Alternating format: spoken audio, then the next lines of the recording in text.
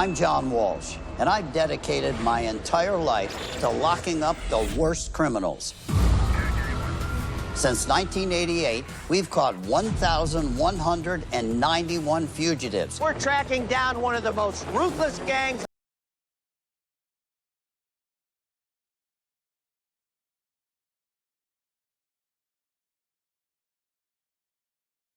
Families. But the job continues, and this time, my son Callahan joins the fight. With your help, we're gonna put more low-life criminals behind bars, including these that you'll see tonight. First, we need your help to find the man police believe is behind a double murder and police shootout. Shots fired! Burning down the family farm before disappearing into the Wisconsin woods. Then, it was one of the biggest gold heists in U.S. history, and even more monumental was how anyone could have pulled it off. And finally, a 14-year-old boy is wanted.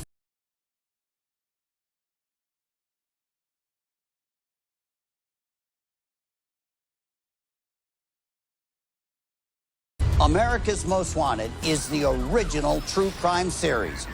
You can run, but you can't hide. Hello, everyone. I'm John Walsh. I'm Callahan Walsh. And this is America's Most Wanted. We are back again tonight with a lineup of dangerous fugitives that we really need your help to find. The AMW catch counter is currently at 1,191 catches because of your tips. And I know that tonight, with your help, we can get that number even higher.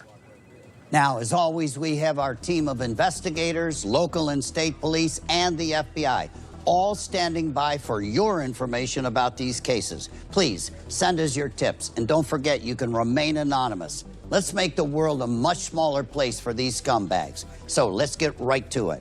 A horrifying double murder and police shootout.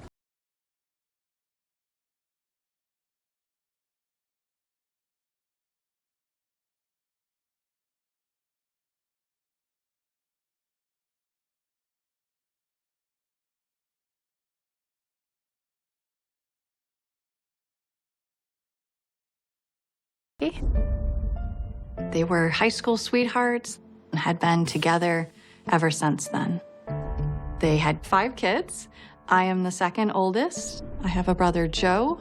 There's myself, my sister, Amanda, and a brother, Jacob and Josh.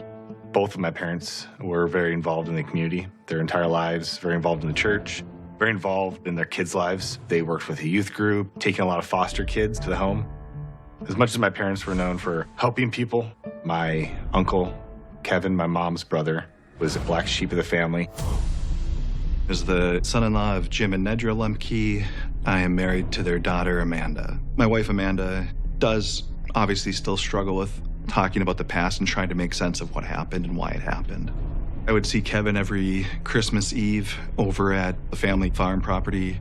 Kevin was just kind of that tough guy persona, hunting and fishing, and he'd talk about pickup trucks and guns and drinking, and he had troubles with the law and drugs and alcohol.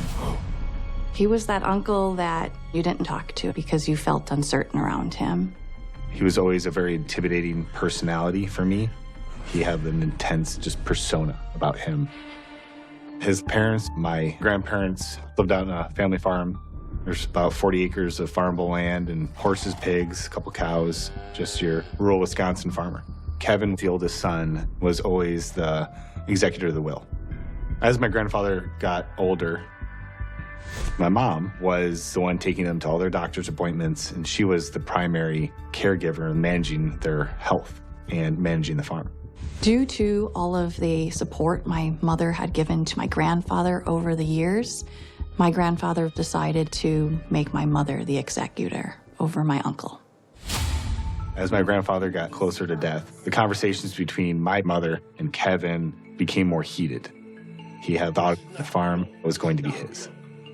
In June 2020, my grandfather Verdell passed.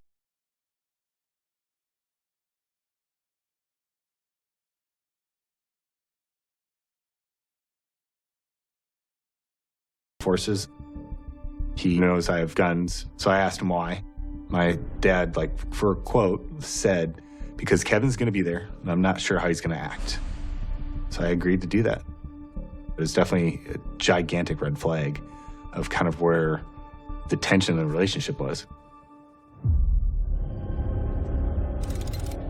4 days after Vidal's funeral, Nedra reaches out to her brother Kevin about some rather routine chores she wanted to do at their parents' farm. Jim and Nedra arrive at the farm later that evening, but something seems off. They notice several broken windows. At 5:48 p.m., they call 911 to report a potential burglary.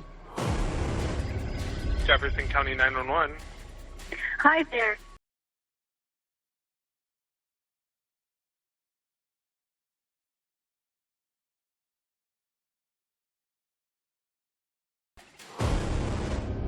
That would be the last phone call she ever made.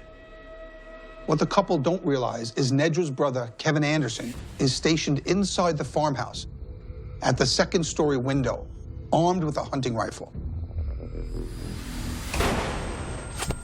He fires 2 fatal shots, the first one hitting Nedra in the abdomen, and then a second shot hitting Jim. 12 minutes after Nedra's 911 call, a Jefferson County Sheriff's deputy arrives in response. He notices the bodies of Nedra and Jim. Recognizing there may be an active shooter, he seeks cover behind his vehicle. 595. Just as the deputy is radioing for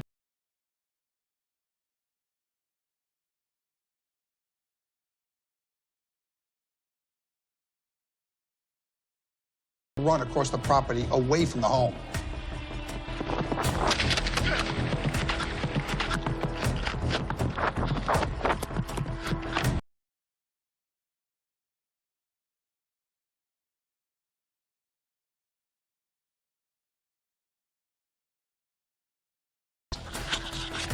.595. I have a female laying down next to the vehicle, one male in the back. Minutes pass while the deputy waits in the ditch. Once he sees backup arriving, he radios that he's making his way towards them. 581 coming to you. While the deputy was seeking cover, police believe Kevin Anderson intentionally lit his parents' house on fire. Most likely as a diversion. After the home burned, officers descend on the property and discover Nedra and Jim's deceased bodies. Law enforcement search the property and find no signs of Kevin Anderson. Later, forensics inspected the remnants of the home and found no evidence of the shooter's remains or the hunting rifle. A manhunt was led through the surrounding rural farm areas, which includes dense woods and marshland. They were unsuccessful in locating the suspect. It's believed he escaped to another state or has fled to the Wisconsin wilderness.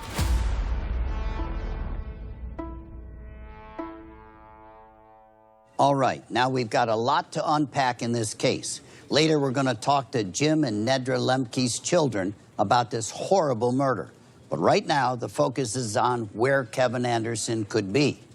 Authorities believe Anderson has likely fled Jefferson County, but based on the fact he's an avid outdoorsman, it's highly likely that he's somewhere in the woods. How far is Sumner to Canada? It's about an hour west of Milwaukee and about 500 miles south of the Canadian border, but the northern parts of Wisconsin and the surrounding states are heavily wooded and can be pretty remote, making them perfect hiding places for Anderson.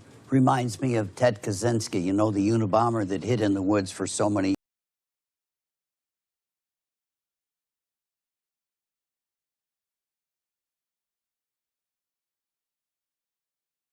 Is now 65 years old with brown hair and blue eyes. He's 6 feet tall and when last seen weighed 200 pounds. If you see Anderson, do not approach him. He's considered armed and very dangerous. Call or go to our website, 866-AMW-TIPS or amwtips.com. Coming up next, we'll learn even more about this story when we return. We talk to 2 of Jim and Nedra's children and hear what they have to say about their uncle, the man police say allegedly killed their parents. Plus, in North Carolina, one of the biggest gold heists in the history of the country baffles authorities. Can you send the tip that will close this case for good? And later on, a gang of thieves break into a Southern California pet store, stealing $100,000 worth of French bulldogs. Now, we need your help to find these guys. And remember, you can make a difference.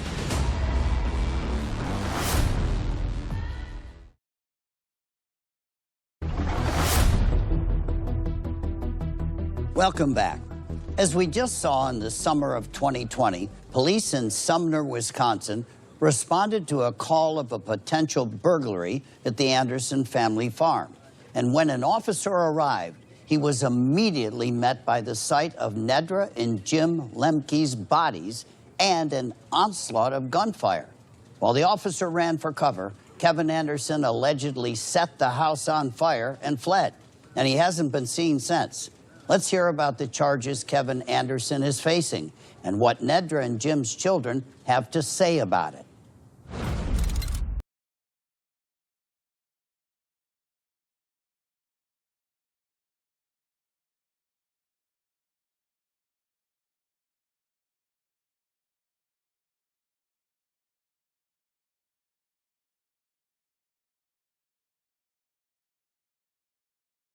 Of first-degree intentional homicide.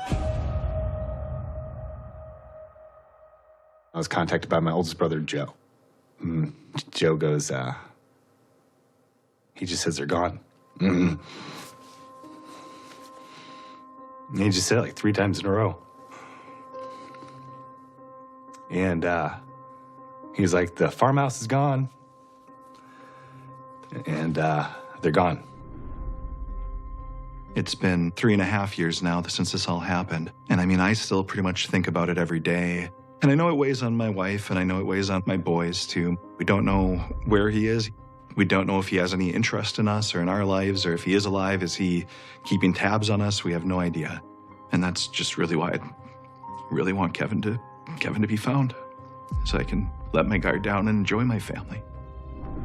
When I think about that they're gone, I'm sad about the way they died, the needless pain. I miss my mother's hugs. You can't get that back.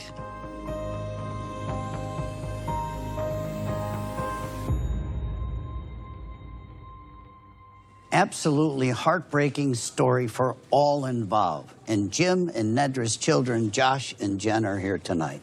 Thank you for having the courage to come here. Thanks. You know, after a tragic loss like this, how are you both coping? I think there's a lot of anticipation because he hasn't been found. It's frustrating. It's frustrating. I'd like to see it resolved. You need justice. What do you miss most about your parents? Their presence. That's an easy one for me because right before they passed, I got engaged, so they weren't at the wedding. You don't have a dad to talk to about the first purchase of your house or a mom to talk to about your first kid. I waited my whole life to be a grandparent. It's a special job. Yeah. I think my dad was my biggest validator. Now,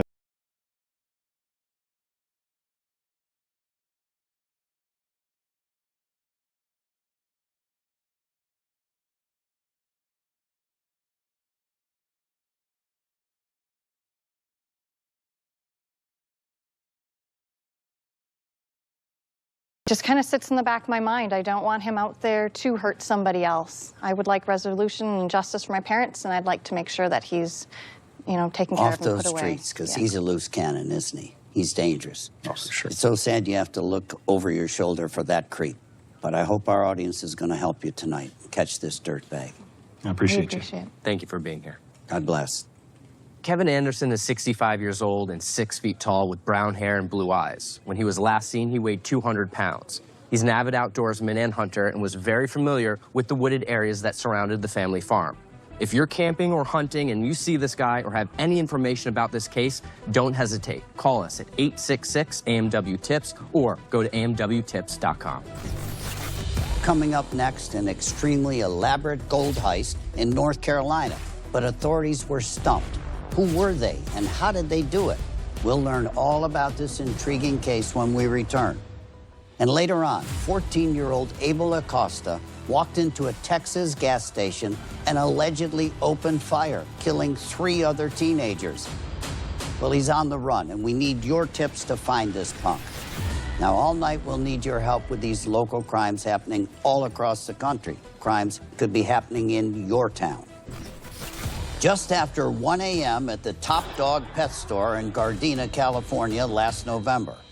Shocking surveillance shows the gang breaking in and heading for the prized pets. And while alarms sound and the dogs bark, these suspects drag the dogs' cages straight to their getaway vehicle. an unmarked white Chevy cargo van with California plates 8T18982. That was waiting in the parking lot. The burglars managed to steal 12 of the purebred dogs, including puppies, worth almost $100,000. Look at these dirtbags flinging these innocent dogs into the van. They also stole $2,000 in cash from the register. And all of it happened in under 5 minutes. If you know anything about these dog nappers, no tip is too small. Call us or go to our website right now, 866-AMW-TIPS or amwtips.com.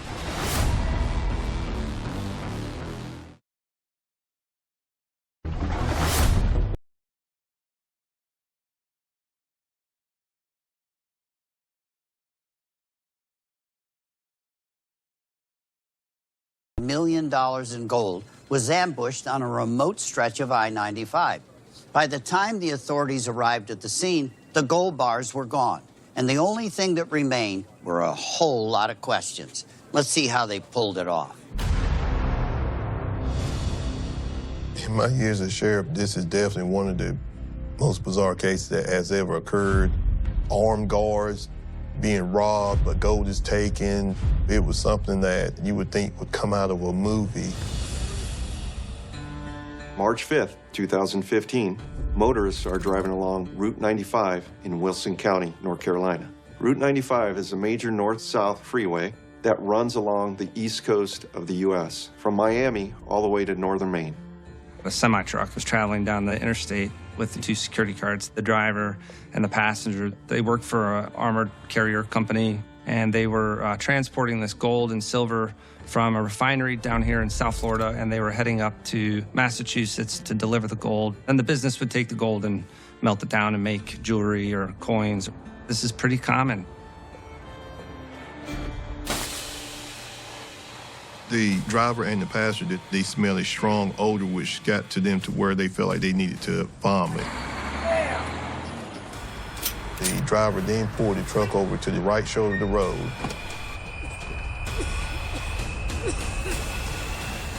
By the time they made it out of the truck, it was too late. Presumably, they were setting up these construction cones to make it as though this was just a normal semi-truck, broke down on the side of the road, and a repair van had just pulled up and was going to repair it.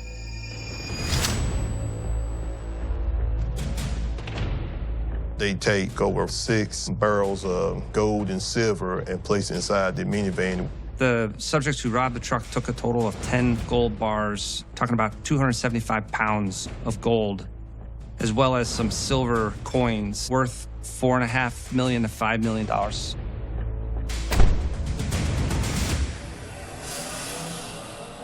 People start calling in some very bizarre sights along the side of the freeway. 911, what's your emergency? There's some gentlemen at a truck with handcuffs that are at mile marker 114. Looks like they've got some sort of guard uniform on. They've got their hands zip tied behind their back, trying to flag people down and call the police. When the sheriff's office and law enforcement showed up out there, they find these 2 uniformed security guards zip-tied, and they tell this elaborate story of how they were robbed on the side of the highway of gold bars. It was the 4th largest gold heist.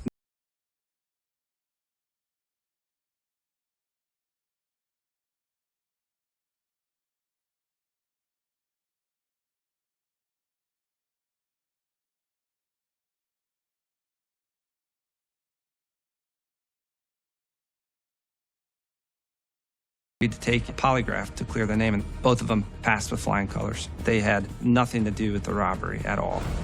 Leaves you with this dead-end conclusion of, how would anyone even know what was on this truck? The 2 security guards weren't involved, so it really just made it challenging to find out who really is behind this operation.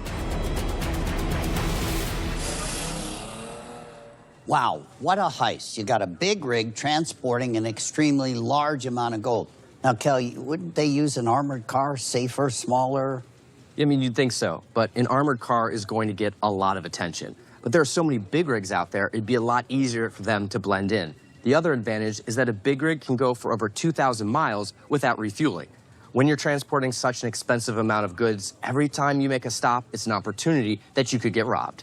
Just last year at the Toronto Pearson International Airport, a cargo container with $17.2 million in gold and cash was stolen from a warehouse, and that case still remains unsolved. It's crazy, but in 2024, gold heists are still happening. It sounds like something out of the Wild West. It's definitely less common these days.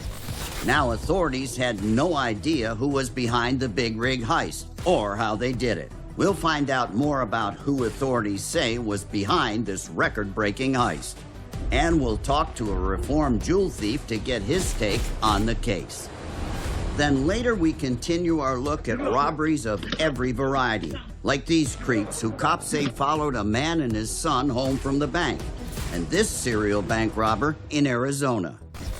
But right now we're looking back at a Florida bank robber and jail escapee that we busted way back in 1988, Mark Austin Goodman. Right after last week's program, Mark Austin Goodman, wanted for at least 10 bank robberies in Oklahoma, was found in jail under an alias. He was busted by fellow inmates, but while in handcuffs, he escaped. His 7th escape from custody. Goodman has been a fugitive since March 4th, when he walked out of the Pinellas County Jail in Florida. He'd actually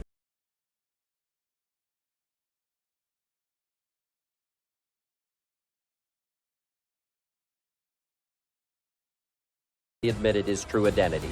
45 minutes later, he was returned to the custody of the United States Marshals. Now, with your help, we'll catch even more of these dirtbags. Stay with us. We'll be right back.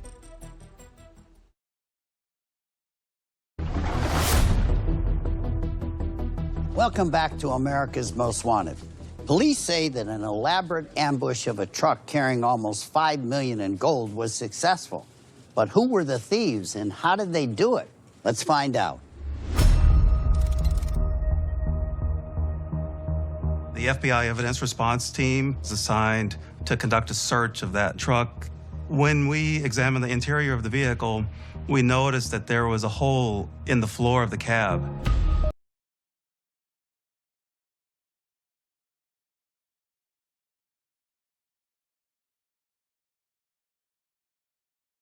Very discreetly, we found a fire extinguisher that appeared to be modified. We also found an electronic control unit, and there was also a GPS tracker. What we suspect happened, they were able to remotely activate the fire extinguisher and cause that odor to occur within the cab of the truck and force them to pull over.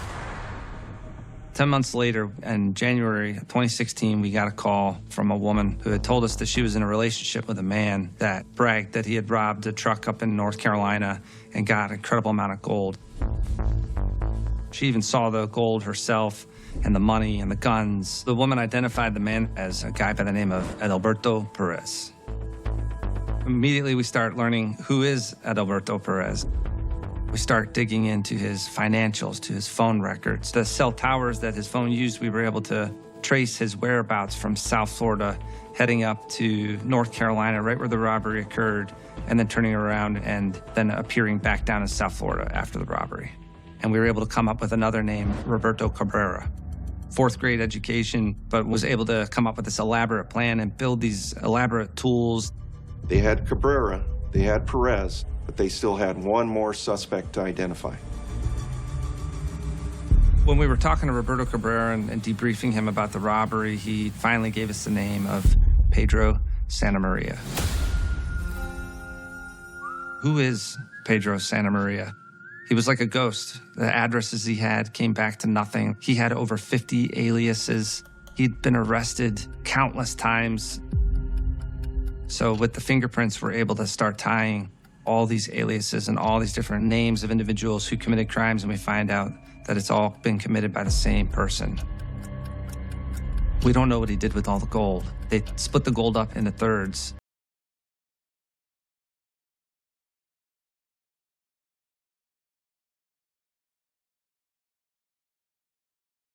With us, and ultimately were convicted and sentenced.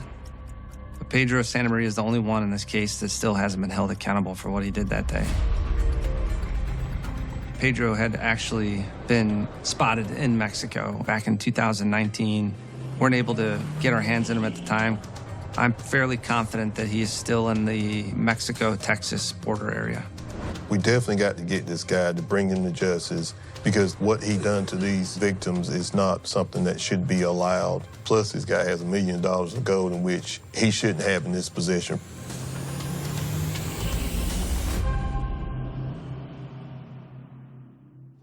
Now we're joined by someone who has completely reformed themselves and knows firsthand how these types of heists work. Former jewelry store robber and now criminal educator, Brian Sobolewski. Brian, thank you for being with us. Thanks for having me. You actually served 3 years in prison for the crimes that you committed. Correct. But now you've turned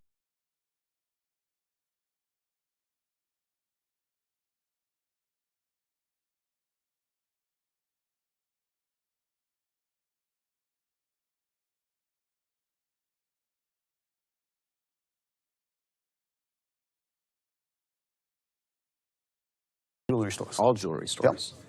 How are you helping law enforcement now? At first, it was almost by mistake, because anytime somebody did a robbery that was like ours, I would get questioned.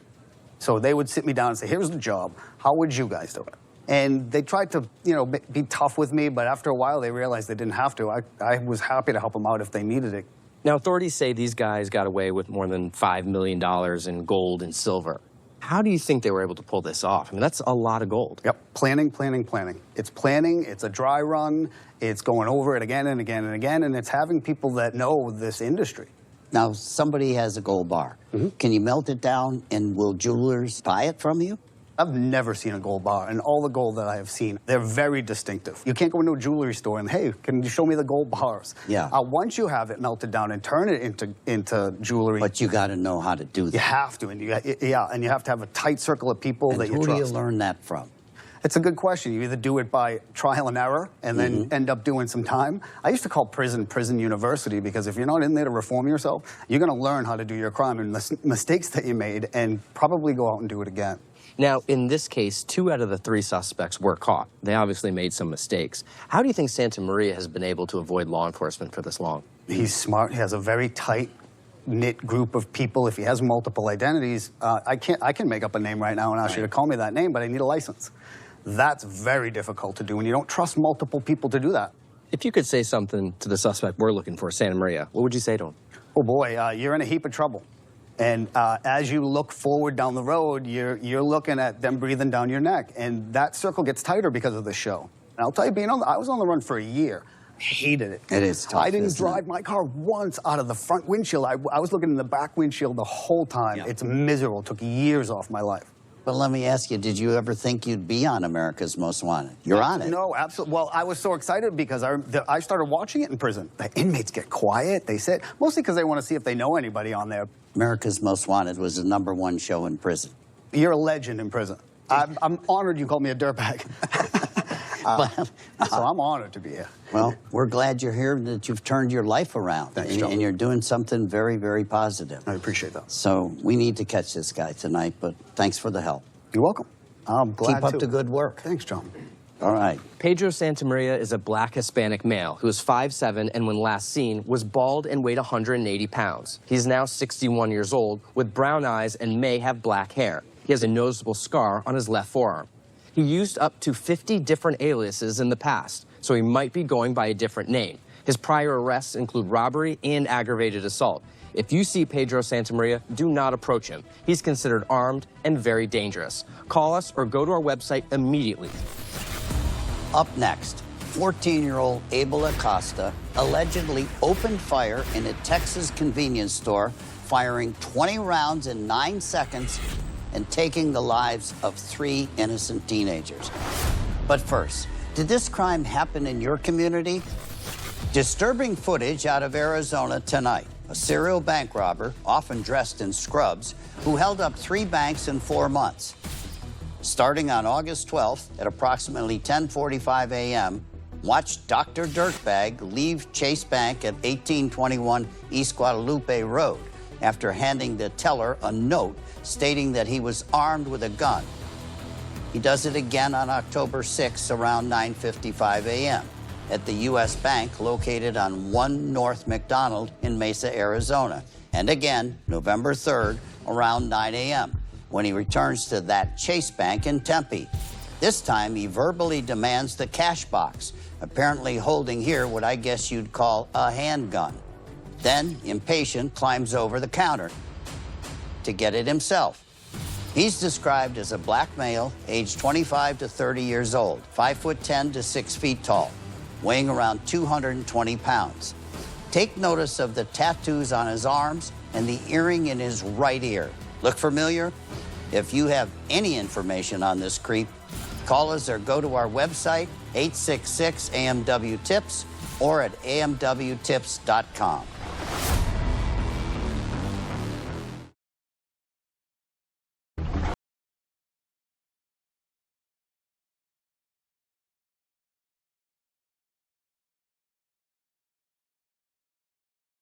Many, many missing children that are out there, and get them home to their families where they belong. So, have you seen Andrew Escobar? He's been missing since last June 25th. Andrew is 11 years old with brown hair and brown eyes. He's 4'11" and last known to weigh around 95 pounds. He likes to play chess and rock climb. While Andrew was last seen in Rio Rancho, New Mexico, family tells us he may now be in northern Colorado, specifically the Evans and Greeley area. So if you've seen Andrew, please call us right now, 866-AMW-TIPS, or go to amwtips.com. Let's find this little boy. Cal, back to you. In 2021, 14-year-old Abel Acosta walked into a Garland convenience store and opened fire. Within seconds, 3 were dead, 1 was injured, and with the help of his father, Acosta was gone. Authorities now need your help to locate and apprehend this alleged murder, to put him behind bars where he belongs. We're going to talk with Yuneli Lopez, the mother of one of the murdered teenagers in that convenience store. With so many young people involved, we know that this content is sensitive, so please note, this footage could be upsetting for some. It's the day after Christmas 2021 in Garland, Texas, a town just outside Dallas, and unfortunately for that community, any sense of holiday cheer is about to disappear.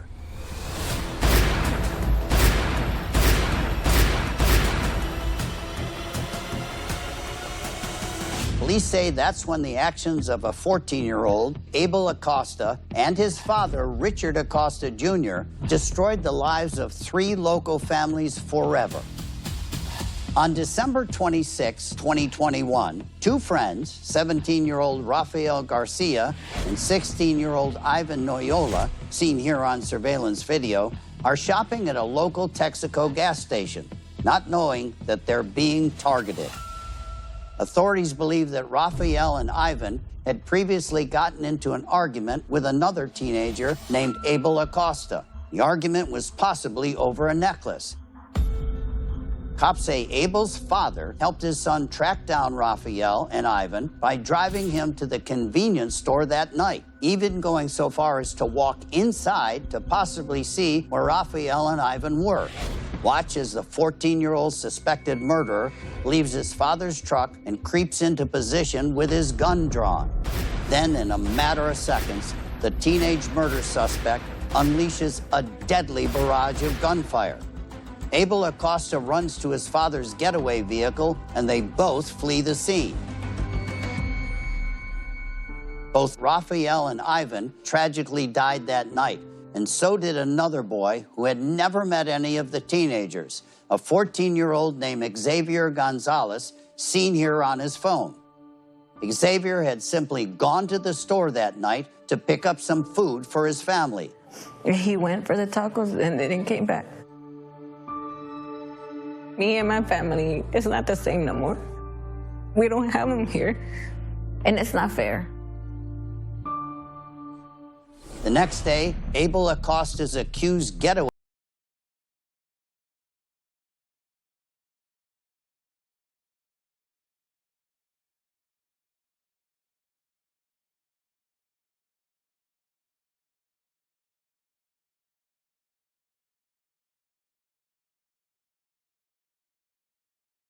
until we actually get that person off the street. And now Xavier's family are hoping for that one tip that will bring them justice. Somebody's helping him out there. It's not fair how they took my son's life away. He was a really smart little kid. He always had a smile, always.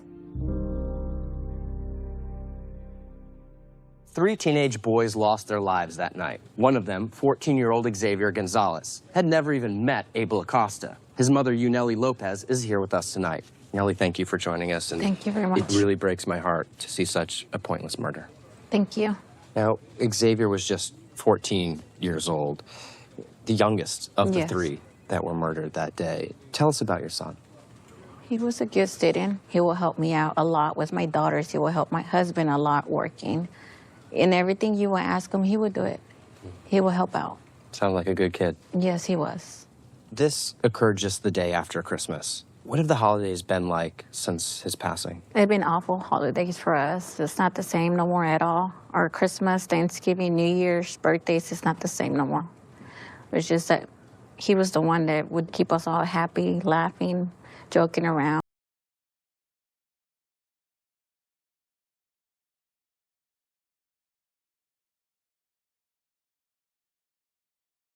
He was always picking up on the first call. That's where I kind of got concerned. When we got there, I took off running to the gas station. They didn't let me go into the gas station at all. And that's when I turned around and I saw my sister, and I went over there to her, and I asked her, Xavier, he's gone. And I was like, no, it's not true. She was like, yeah, he's gone. And I was like, no, it's not true. And they were asking me what kind of clothes he had, and that's when they told me that it was him there, and he passed away. He's your angel now, you know that. I didn't want to make you cry, but I wanted you to come here and give you some hope. That's what this show's about, hope. You know, I was going to ask you what you would say to somebody that knows where this creep is. To please turn him in. Don't stay quiet. Stop hiding him. We'll find that bad guy. Thank you very much for everything that you have done, and I hope they do get him. God bless. Thank you very much. Thank you, Nellie. Be on the lookout for Abel Acosta. The crime happened in Garland, Texas, where some of his family still resides. Authorities believe there may also be a family ranch near Llano de Bustos, Veracruz, Mexico. The Acosta family may have other ties to Acapulco and Juarez, Mexico. Abel Acosta is now 16 years old. He's a Hispanic male with brown eyes and brown hair. When last seen, he was 5'5" and weighed 125 pounds. Now, let's find this guy. If you've seen Abel Acosta or have any information about this case, whether you're in the U.S. or across the border in Mexico, contact us right now at 866-AMW-TIPS or go to amwtips.com. I've said it a million times. You can run, but you can't hide. Now, when we come back, we're going to review all of the cases and the dangerous fugitives that you saw tonight.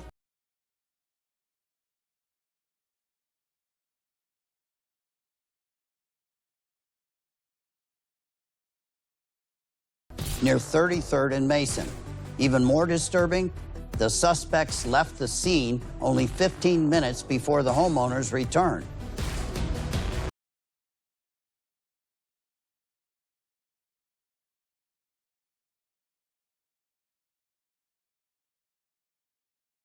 Home. After being inside for over 30 minutes, cameras captured their partner leaving the residence with multiple bags of stolen goods. He loads the stolen items into the getaway truck,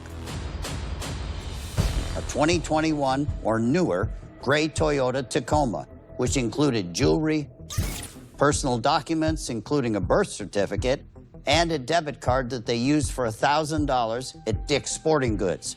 If you've seen these suspects in the Tacoma area, don't hesitate and contact us right now. Send your tips to 866-AMW-TIPS or at amwtips.com.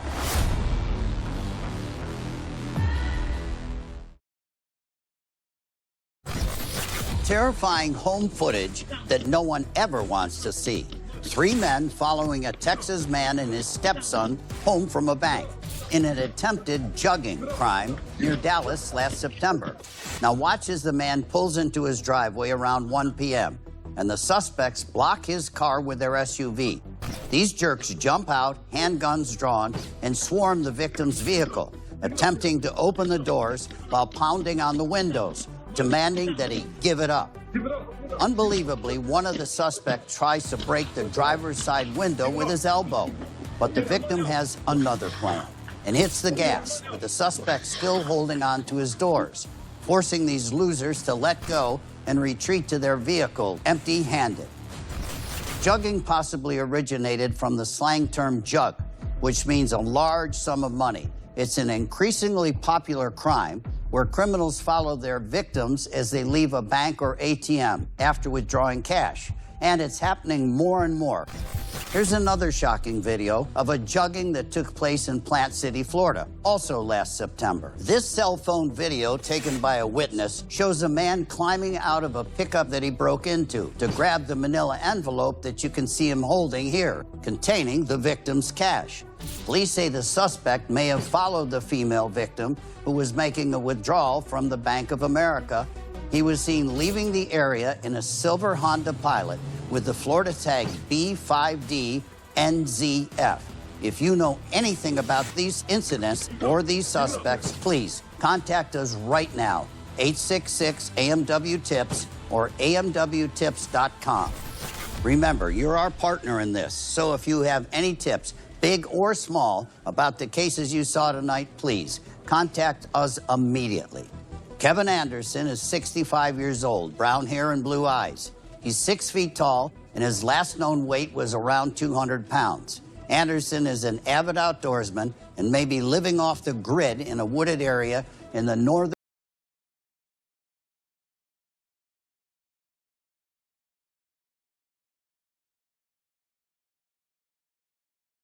last seen was bald and weighed 180 pounds. He's a black Hispanic male who's 61 years old and may have black hair.